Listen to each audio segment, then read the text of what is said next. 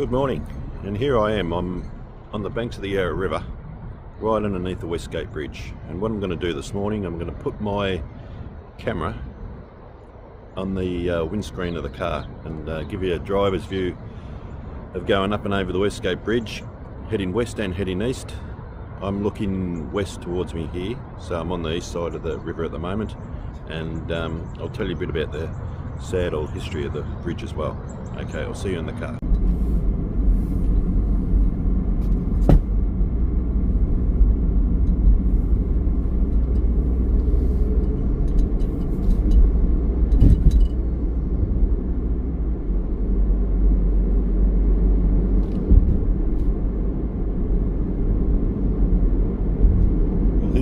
Here we starting to climb up the Westgate Bridge. And it's early Sunday morning, so there's not much traffic, so it's not too bad at the moment. Now the bridge is 2,582 metres long, and the highest point of it's 58 metres over the river.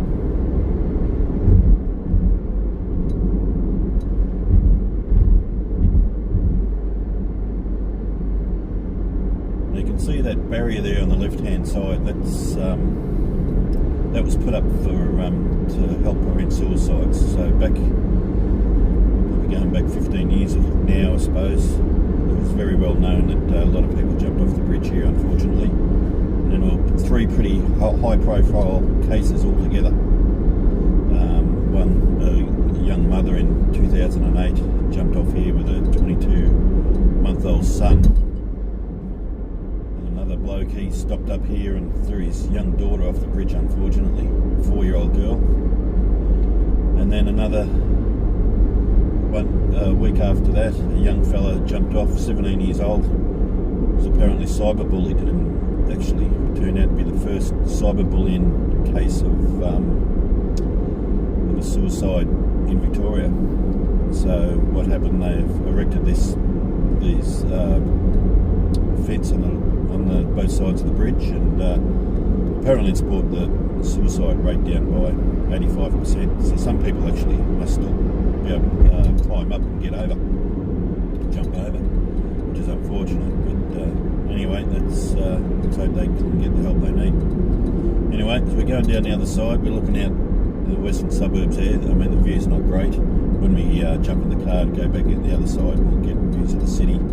The sun's not too bad, and Port Melbourne probably, and out over the bay. So we're heading into Williamstown Road now, and there's heaps of construction going on here, something to do with the tunnel and all this sort of stuff. I don't know what it is, but there's a lot anyway, and this is chock-a-block on work days. It's terrible, the traffic. Anyway, so there we go, we're up and over. Now I'm going to take you to the Westgate Memorial Park and tell you a bit about the bridge collapse. So just stay tuned.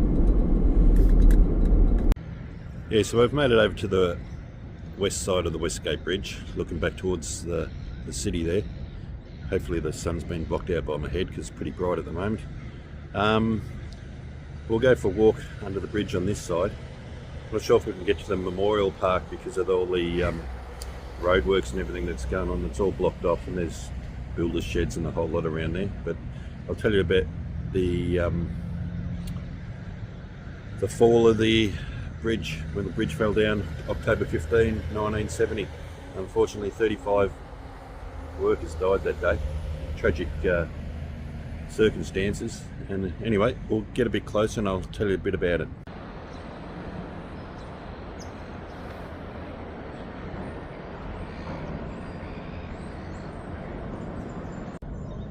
So here I am at the spot actually where the bridge fell down in the memorial park they've erected up here, and I've seen a video online of a survivor who talked about that day, and he said when the bridge fell on the work sheds, and a few fellas rode it down from the top as well, that when the fire brigade and the police and the ambulance turned up, there was nothing they could do because they didn't have the training to move the big pieces of concrete and cut the metal and the steel.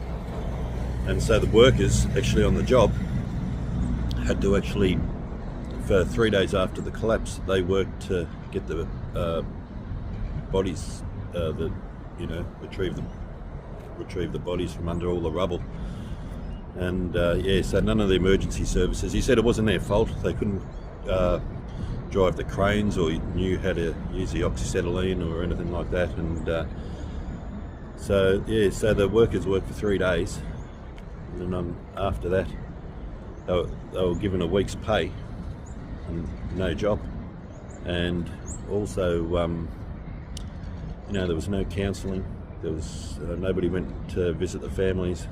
It was a shocking situation back then, and we've come a long way now when it comes to that sort of thing. Hopefully, it's a terrible video to. Well, not terrible, but it's hard to listen to when he's actually talking about it, and no compensation or anything. So anyway, 18 months later they came back to work. They were put off 18 months with 1 week's pay, which wouldn't happen these days. And pretty graphic and pretty tragic. And at this memorial here, there's those posts you can see standing behind me. There's 35 of them erected here for the poor fellas who lost their lives. And every year the families come down here and remember the loved ones that they've lost. But it's hard to actually believe that it actually happened and you're standing on the spot. But anyway, it did.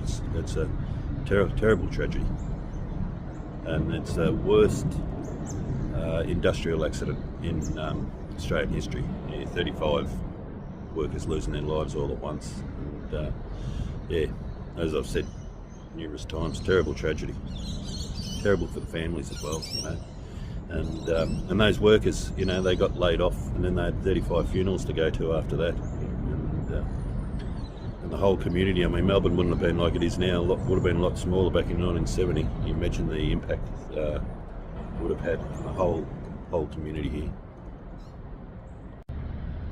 here. So this memorial here behind me is for the 36th victim of the Westgate Bridge construction. So when the construction opened in 1972, he was a rigger and was working on the other side of the river there on the east side, and tragically died as well. So it was almost like it was jinxed. But anyway, it's a terrible situation. Even standing here, just looking up and imagine that bridge coming down here, you'd have no hope. So, and the blokes who survived, I think, the incredible situation they were confronted with. Anyway, I'll sign off here from the Memorial Park for Westgate victims, and what I'll do, I'll jump back in the car and we'll drive back over towards the city, heading east, and give you a driver's seat view of what it's like driving back over the bridge, heading towards the city. The sun's pretty low at the moment, so I'm not sure what sort of view we're going to get, but hopefully you get something. That's might have come to do that at the wrong time, but we'll wait and see.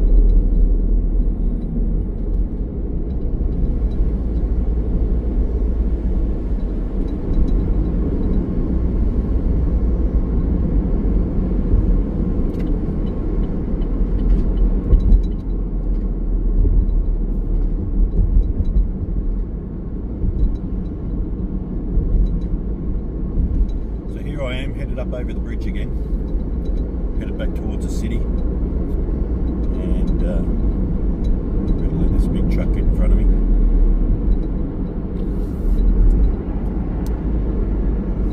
Yeah, as I said, the sun's coming up this way, so I'm not sure. Actually, it might be out of the way from here. So there we go. Might get a view of the city and a view of the Port Phillip Bay with a bit of luck.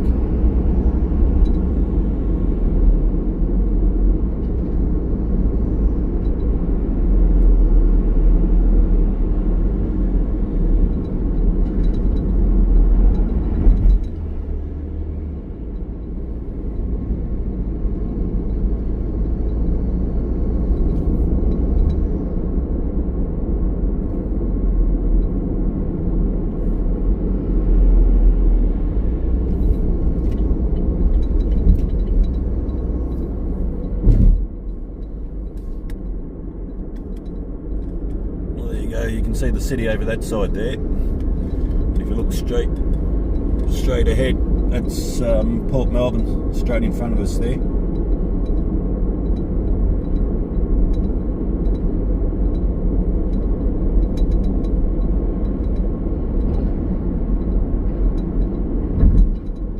Looks like there's a nice big cruise ship in there. I'm not sure if you can pick it up or not, but it's actually pretty big. I haven't seen one that big in Melbourne for a long time. So anyway, we're headed down. We're nearly down the other side now, and soon we'll have the city straight in front of us, and probably the sun as well. So hopefully you can pick it up. I'm not sure if you can.